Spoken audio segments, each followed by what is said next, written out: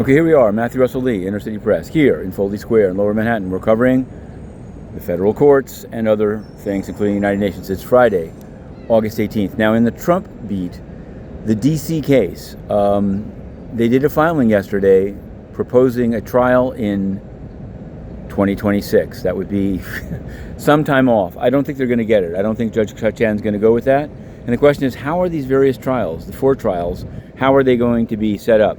In the Georgia case, in which Mark Meadows was also charged, his request to remove it to federal court, as Trump has tried with the Bragg case, so far failing before the district judge, Meadows has gotten a hearing on his request to remove to federal court. The hearing will be on August 28th, down in the Northern District of Georgia.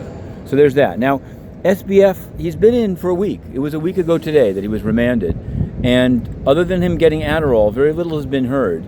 But on this sort of wider SBF beat, a bank that we at Inner City Press had zeroed in on and actually done Freedom of Information Act requests to the Fed about, Farmington State Bank. Yes, Washington-based bank that was bought by crypto, offshore Bahamas-based people, engaged in a lot of shady material. Finally, long after the fact, the Fed, which had approved those deals very quietly, without even going to the board, Federal Reserve Bank of San Francisco, checked it out.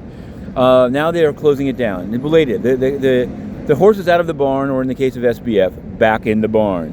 But today, a sadder case. The case of Michael K. Williams, The Wire and other activist.